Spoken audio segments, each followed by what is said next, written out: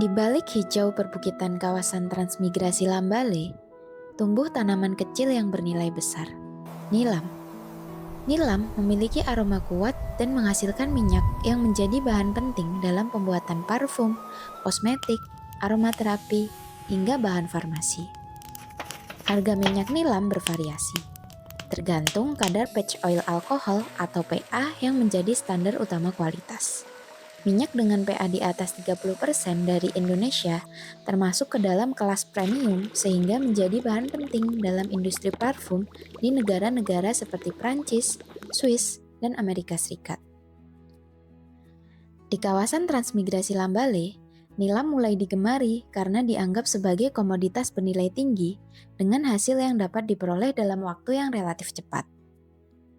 Tahap budidaya nilam dilakukan oleh petani hingga tahap pengeringan. Budidaya nilam bermula dari pembukaan lahan yang membutuhkan biaya besar, bisa mencapai 10 juta rupiah per hektar. Para petani di kawasan transmigrasi mendapatkan bibit dari sesama petani. Saling berbagi karena nilam mudah diperbanyak dari stek batang. Sebagian lainnya membuat bibit sendiri dari tanaman yang sudah ada di kebun. Pada permulaan masa tanam, bibit-bibit nilam ditutup menggunakan kap gelas mineral bekas untuk menjaga bibit tetap lembab dan tidak stres oleh cuaca. Penutup dipasang selama sekitar 2 minggu hingga bibit mulai tumbuh dengan kuat. Habis penanaman begini dia jangka waktu 10 hari tuh, atau 1 minggu atau sampai 10 hari lah. Dia minimal diangkat dulu, jangan asal langsung dibuka kan. Diangkat Minimal sedikit. dikasih longgar dulu, dilonggarkan dulu. Kalau Nanti- langsung kaget ya dia. Ya, kalau langsung kaget. Jadi setelah penanaman itu 7 hari sampai 10 hari lah, dia dilakukan pengangkatan dulu supaya betul-betul kuat. Nanti baru dibuka gitu. Ya. Minimal ya 3 hari lah setelah diangkat baru bisa dibuka. Tanaman nilam mulai memberikan hasil setelah 6 bulan masa tanam. Saat panen pertama, petani memotong dahan atau cabang tanaman, menyisakan satu cabang dan membiarkan pangkalnya tetap hidup. Dari pangkal inilah, tunas-tunas baru tumbuh kembali dan siap dipanen ulang dalam 3 hingga 4 bulan berikutnya. Siklus ini dapat berlangsung 2 hingga 3 kali, memberi peluang panen berulang hanya dari 1 kali tanam. Ini bibit nilam patulina ini. Nilam patulina. Iya, nilam patulina. Ngambil bibitnya gimana, Pak? Ngambil bibitnya tinggal kita ambil ujungnya aja nih, ujungnya ini. Ya kalau yang bagus sih di 5 sampai 6 ruas lah. Nah, Itu tinggal ditanam aja nanti. Iya, Pak, nanti tinggal ditanam.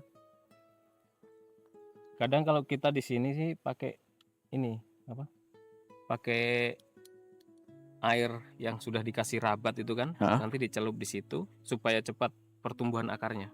Gitu. Ya. Pertumbuhan akar ya lebih cepat. Jadi kita pakaikan rabat baru kita celup. Setelah kita celup baru kita tanam. Oh, iya.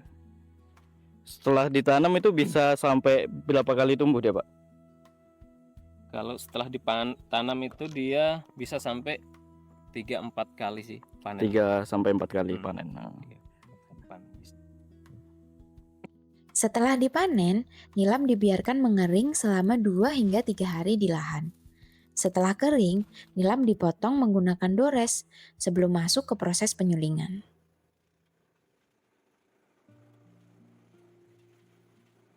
Terkadang, satu petani tak mampu memenuhi kapasitas ketel dengan hasil panennya sendiri.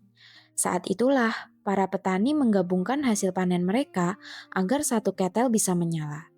Dengan cara ini, beban biaya penyulingan bisa ditanggung bersama. 1 kali penyulingan membutuhkan biaya hingga Rp900.000, yang mencakup sewa alat, jasa operator, kayu bakar, serta tenaga tambahan. Minyak nilam yang dihasilkan kemudian dijual oleh petani ke tempat penyulingan atau ke pengepul dengan harga sekitar Rp600.000 per kilogram minyak. Namun, perjalanan nilam tidak selalu mulus. Di balik aroma khas yang dihargai pasar dunia, petani di kawasan transmigrasi Lambale menghadapi tantangan dalam setiap tahap produksinya. Tanaman nilam sangat sensitif terhadap perubahan cuaca. Ketika tanah terlalu lembab atau suhu terlalu tinggi, daya tahannya menurun dan berbagai penyakit mudah menyerang. Penyakit yang paling sering menyerang adalah kaki gajah yang menyebabkan batang membengkak dan jaringan membusuk akibat jamur tanah, serta layu bakteri atau mati gadis yang membuat tanaman tampak sehat bisa mati hanya dalam hitungan hari. Untuk menghadapi kondisi ini, petani di kawasan transmigrasi perlu beralih dari varietas lokal seperti nilam batik dan nilam emas menuju varietas unggul resmi seperti Luksumawe, Tapak Tuan, dan Sidikalang yang lebih tahan penyakit dan memiliki kadar PA lebih tinggi. Ini nilam mas. Kalau Patulina, ya Patulina dia punya sudut-sudut ini agak runcing. Oh itu ciri-cirinya ya? Merah-merahnya, iya ada merah-merahnya. Dan batangnya berbulu sih. Itu kalau panen digabung apa dibedain itu Pak? Kalau panen sih kita gabung, kalau sementara ini kita hasilnya itu sama aja ya berarti ya? Iya. Untuk hasilnya sama aja. Hanya yang lebih diminati teman-teman sih di nilam Patulina. Nilam Patulina 2. Patulina 2. Iya, Patulina 2. Pengendalian penyakit juga dapat dilakukan dengan meninggikan bedengan, mengatur jarak tanam, menjaga sanitasi kebun, dan menggunakan pupuk organik cair secara rutin. Rotasi tanaman menjadi langkah penting untuk memutus siklus patogen tanah dan menjaga produktivitas tanah. Dengan rekomendasi rotasi 1,5 sampai 2 tahun penanaman nilam dan mengganti selama 6 sampai 12 bulan menggunakan tanaman sela seperti jagung, kacang tanah, atau sayur-sayuran. Selain menjaga kesuburan tanah dan menekan penyakit, rotasi tanam juga mengurangi kebutuhan pembukaan lahan baru. Pembukaan lahan baru adalah langkah yang selama ini dilakukan oleh petani ketika produktivitas nilam menurun setelah 2 hingga 3 tahun penanaman. Setelah melewati tantangan di kebun, perjalanan nilam berlanjut ke tahap yang paling menentukan, penyulingan. Disinilah daun yang telah dikeringkan berubah menjadi minyak bernilai tinggi. Ketel penyulingan dipanaskan selama 6 hingga 8 jam hingga uapnya berubah menjadi tetes-tetes minyak melalui pipa pendingin. Namun proses ini tidak tanpa resiko. Ketel harus menahan tekanan tinggi. Jika api terlalu besar atau katup tidak berfungsi dengan baik, maka dapat terjadi kecelakaan. Tidak sedikit kasus ketel meledak karena tekanan berlebih, meninggalkan kerugian yang besar bagi petani. Untuk meningkatkan mutu dan keamanan dalam penyulingan, diperlukan standarisasi peralatan penyulingan dan pengecekan secara berkala.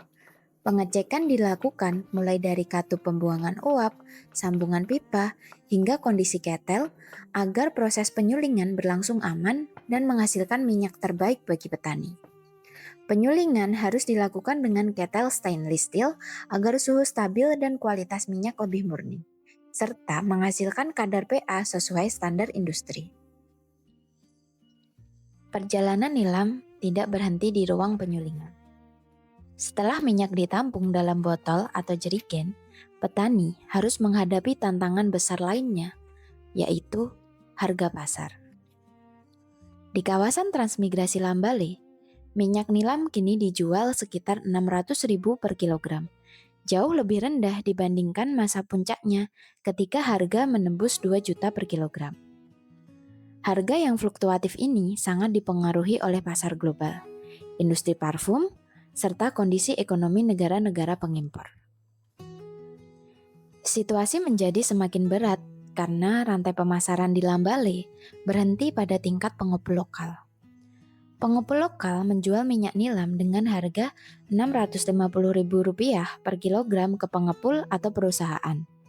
Petani tidak memiliki akses langsung ke perusahaan minyak atsiri besar, sehingga mereka hanya menerima bagian keuntungan terkecil.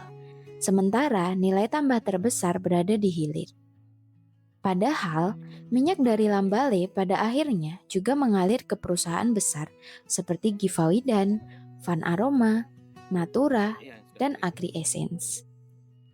Jika kualitas nilam diperbaiki sejak dari kebun hingga proses penyulingan, mulai dari penggunaan varietas unggul, pengendalian penyakit, dan proses destilasi yang terstandar, nilai jualnya dapat meningkat. Minyak nilam yang memenuhi standar SNI tentang minyak nilam, mulai dari kejernihan, bobot jenis, hingga kadar PA, berpeluang masuk ke pasar premium. Ketika standar ini terpenuhi, rantai pasok dapat dipersingkat. Petani tidak lagi bergantung pada pengepul, tetapi dapat bermitra langsung dengan perusahaan besar. Kemitraan seperti ini bukan hanya menaikkan harga jual, tetapi juga memberikan kepastian pasar yang lebih stabil dan berkelanjutan bagi petani nilam di kawasan transmigrasi Lambale. Di lahan, petani masih menghadapi kendala infrastruktur. Banyak jalan menuju kebun dan lokasi penyulingan masih berupa tanah dan kerikil, yang pada musim hujan menjadi licin dan sulit dilalui. Kondisi ini membuat biaya angkut meningkat, waktu tempuh bertambah, dan risiko kerusakan kendaraan lebih tinggi, sehingga keuntungan petani semakin tertekan. Peningkatan produksi nilam dari hulu hingga hilir tidak bisa dilakukan petani seorang diri. Mulai dari penggunaan varietas unggul, perbaikan infrastruktur, rotasi tanaman untuk mencegah pembukaan lahan baru, penyulingan yang terstandar, pengujian mutu, hingga akses pemasaran ke perusahaan, semuanya membutuhkan dukungan kelembagaan dan kebijakan.